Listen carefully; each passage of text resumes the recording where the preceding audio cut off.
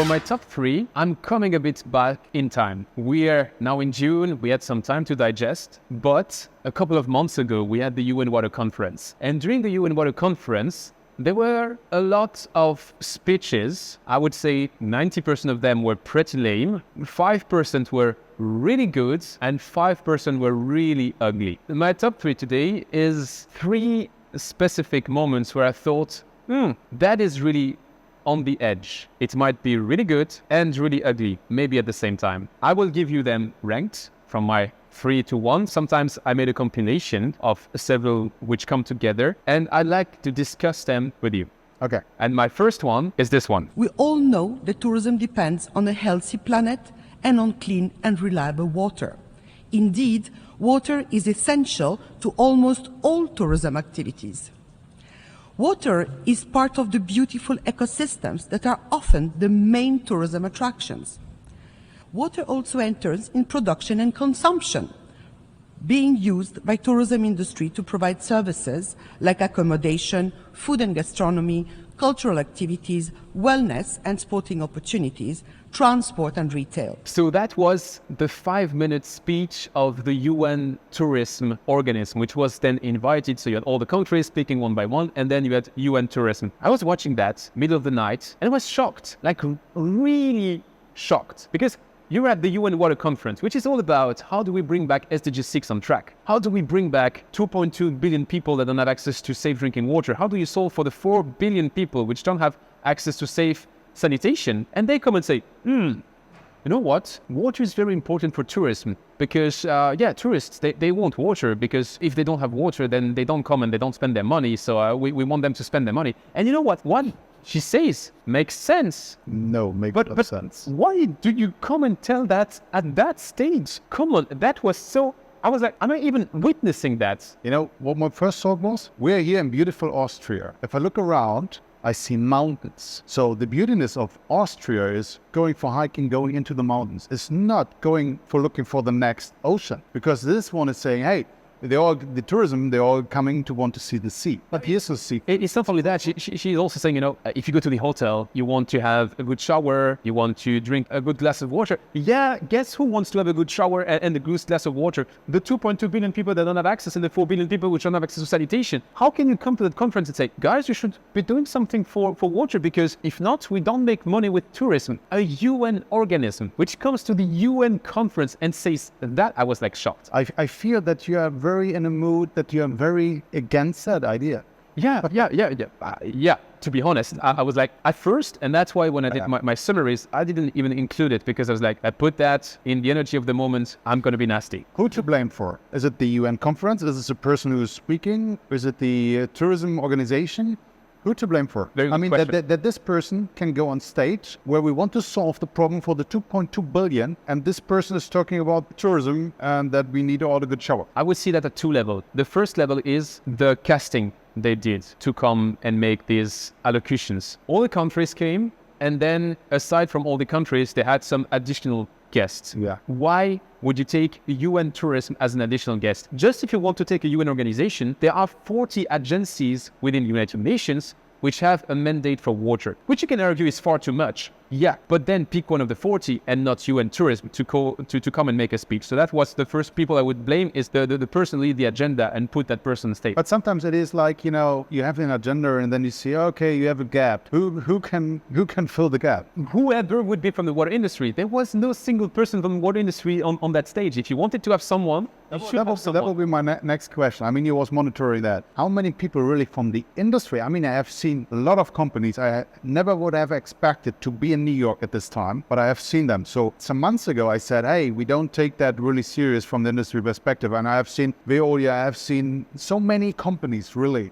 being there. Yeah, they were there, so that was, but in the side event. That was cool. They're all part of the side event. So no one could get to the main stage. They were in the side events or in the side events of the side events, because you had side events within the UN building, side events from the UN outside of the buildings, and then side events organized by others because everybody was there. And actually, I'm told by the people who were in New York that the best place to be was not in the main building, not in the side events from the UN, but in the side events, which is a pity, come on. And then everybody's like, hey, first time in 46 years. But it's very clear what was the first time in 46 years. Who wants that shit? But that's a different topic. You're very disappointed. I'm very disappointed. I had low expectations and they disappointed my low expectations. So that's pretty strong. Okay. But, so that was my first, which is blame the people who does the casting. But the second, who to blame for, I think the UN has not understood how important that topic is. But if the UN has not understood, then nobody. No, I would say some have understood, but not on that level of the UN and the countries. And to me, the reason for that was every time you had a UN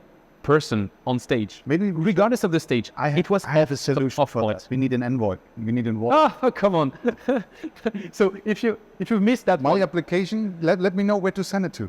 Every country came on stage and said, we need a special envoy for water. There was a special envoy for water from 2013 to 2018. We didn't even know there was one, and it was totally inefficient. So why do we need that? But to stay on my line of thought, this UN off topic, before even the start of the conference, there was an interview by the head of communication of the United Nations, which was interviewing Matt Damon and Gary White, so the founders of water.org. And of course, the star power of Matt Damon, that was the reason.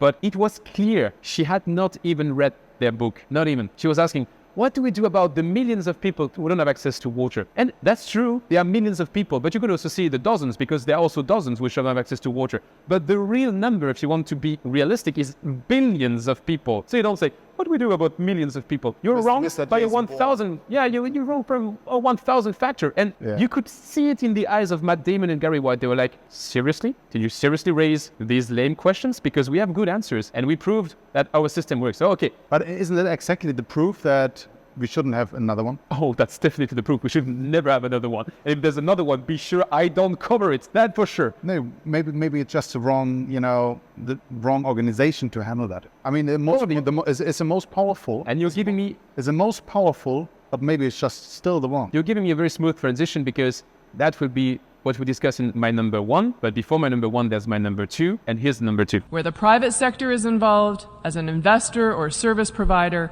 there must be strong guarantees that water and sanitation are treated as public goods and not mere commodities to be sold to the highest possible price. We know the private sector is a major source of innovation and key to implement and upscale solutions to overcome water stress and preserve the environment. Water efficiency does not only make good environmental sense, but also great business sense. By adopting resource-efficient approaches, industries typically achieve internal rates of return of 25% and above. They see cost reductions, reduce water consumption, and lower pollution loads. Our constituency is ready to act now for people, for planet, with the government, and we need a municipal approach that entails remunicipalization of the governance of water. So this time we've seen 3 extracts. We should invite these people to the water show. Exactly. And yeah, that would be a good discussion to have. If you remember, my number 3 was clearly to me lame. Yeah. You'll see that my number 1 is going to be lame as well. This one is on the edge, because it goes against my beliefs when explaining that we should go for remunicipalization, that you should avoid that the private sector has too high stakes. But I can listen to it because it comes with good arguments. And I think the points that UN Industrial, which was a good speech by the UN, so not only bad stuff comes from the UN, what they were saying that there is an interest from the private sector and from the industry to look after their own water consumption, so their handprint and their footprint. That's interesting. But I think that is typically the debate that was scratched at the UN Water Conference, and nobody really digged into it. Yeah. What is the role of the private sector? What is the role of the public sector? That's exactly what we discussed this a couple of times. We had the UK example, where we have the 13, utilities which serve the entire country. And we have the example here in mainland Europe, for instance, in Germany, where we have 10,000, or in Switzerland, where we have a couple of thousand for this low amount of people. Which approach is the better one? Yes, we discussed. Yes, there is maybe no black and white, and that is the same discussion. Is it more the industry? The industry, from my personal feeling, is always striving for the better. That they get money out of that, I mean, that's by nature fair. And that's okay. And they should get money out of that. And the municipality, well, they don't strive really for the next innovation. Think about that. We discussed in my editorial. We have the person who is responsible for this water work with a 2-day training course. So how can he drive really the energy consumption down, the chemical consumption down, and all these things maybe we need? How can this be balanced? I mean, it's a fair question, I think. What was interesting to see was that there was a strong discrepancy from country to country. For instance, when you had Venezuela doing their statement, it was very clear. Everything has to be public. Yeah. And then when you had the US doing their statement, it was very clear. Everything has to be private. So it was interesting to see different approaches. What got me frustrated a little bit is that I had the impressions that they were finally on the topic, which was worth digging into it. Oh, yeah. But they just scratched it because it wasn't the place to go into it. So if there was a sequel to that conference, don't do it again with statements from all the countries. Do it with a deep dive into the topics where we say, look, municipalization has its perks, privatization has its perks. Maybe we shouldn't be on the dogma and we should find the right in between. Now you will blame me again. Sure. But maybe there is not one solution for each and every country. Maybe we have to look for this country in particular and for this country in particular, and this works there better and this works there better because of, the system. And you will never believe what I tell you. He doesn't know my top 3, so he doesn't know my number 1, but that's the smoothest of all transitions Correct. because the number 1 is this one. We have to treat water and the global water cycle in particular as a global common good, to be protected collectively and in the interests of all. So clearly, that was one of the outcomes of the conference. Like, there is one water, and we have to treat it as an entire world, as one water. If you've been working with water a little bit in your life, you know that that is absolutely wrong. Like, absolutely wrong. If I'm water rich and someone at the other end of the world is water poor, I cannot put my water in a big pipe and ship it there. It doesn't work. And if I take a global decision covering everything, it will never work. You can go watershed by watershed, you can go sub-watershed by sub-watershed, but globally thinking, as you were saying, it has at least to be country specific, and even country specific is still too broad. So it's nice, you're on the UN scene and you say, we are all together and we shall treat water as one.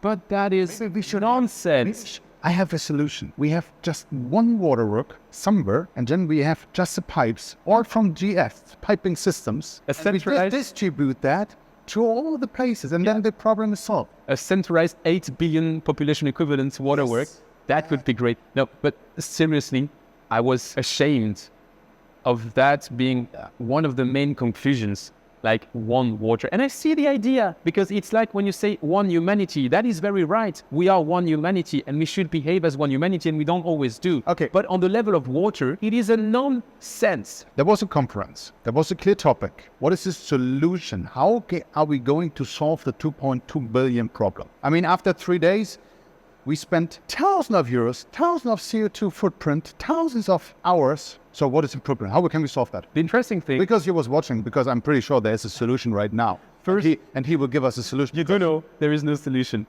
Clearly there's no solution. Number two, it's Really?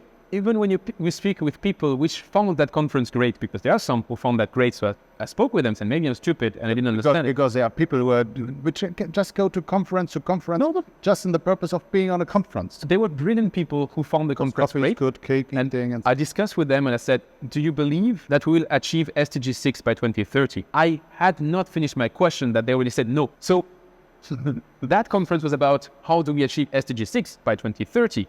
And even the people who found it great, they end up saying, no chance. maybe it's just too late. Yeah, and my sequel question to those people is, will we achieve it by 2050? And they're like, it's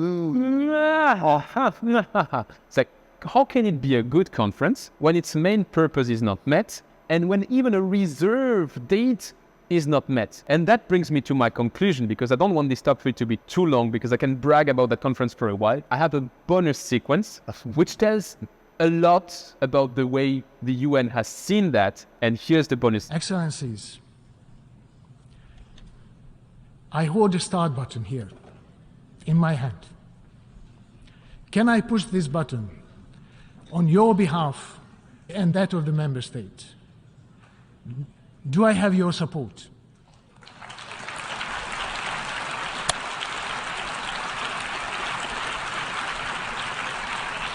So he pressed the button. That is the closing statement. That guy is the president of the Assembly of the United Nations. Last weekend, I was at home with my wife and some friends, and we made a time's up, and we had these buzzers, and we're like buzzing and using it because it was a game between 8 people. And that guy is on the stage of all stages, and he's like, we are gonna change the world because I pressed that button which I bought on Amazon or AliExpress for $8. And that is just one of the examples of the lame shame scenography they made at the United Nations. They made an opening ceremony with 10 items on 10 spots, and then you had children bringing stuff together. That stuff was half an hour late, lasted 3 minutes, and then they were like, oh, that's done. Let's dismantle everything, children go home, and let's start with the good old statements. Every single step where they could have given the sense of, this is a watershed moment. Okay. This is the moment it happens. Every single step, they missed it. Okay, I get your point. I get fully your point. But you said clearly in the beginning that there were the main stage, then there were a side stage from the UN conference, and you had a lot of side events somewhere out there. Maybe and hopefully on these kind of side events where even our industry was, participating, there we find a way to solve at least a couple of problems for the world. This last extract is because we don't know what happened really there, because there were so many. This last extract is the closing. At that moment, all the side events were closed. Yeah, sure. Everybody was coming back to that plenary. How do you know it? You hear applauses, because all the rest of the time, you had the country on stage doing their speech, and the country next, which was waiting to go on stage to do their speech, and it was empty, like nobody in the room. Nobody. But maybe it was good because they were all to the side events and they discussed really the matters. Now you bring everybody together and you're like, wow, I push a time's up button. And then if you look at the coverage you have of that, you see this moment was covered and everybody's saying it's great. And the other thing which was covered is the president of the United Nations holding the agenda with all the commitments of the people, which at the time they did that, there were 789, now there are more. If you want to waste your time, go dig into it. You'll see there's just blah, blah, and nothing concrete. So my conclusion to the top 3 was 46 years without that conference. We had a special World Water Day show together where I said, must be the last one. Must be the last one. Clearly, there will be World Water Days for the coming decades and 20 and 30 years. If we await from these people to solve that issue, it will never happen. And this was the truth of their disconnection from the realities out there, of their misunderstanding of the problem, let alone their incapacity to come with solutions. But then we have clear to say the message, sorry, 2.2 billion people, we haven't found the solution. We have found the solution. We have found the solution. Water.org has the solution. All the water industry has the solution. We all have the solution. It's not that much. We have to invest a little bit of money. Let's do it. But don't count on the countries to do it. They won't do it. Cool. And that being said, I know it might be a bit aggressive. It's my gut feeling. So if you disagree, feel free to come in the comments and to tell me how wrong I am. I'm really looking forward to have that discussion.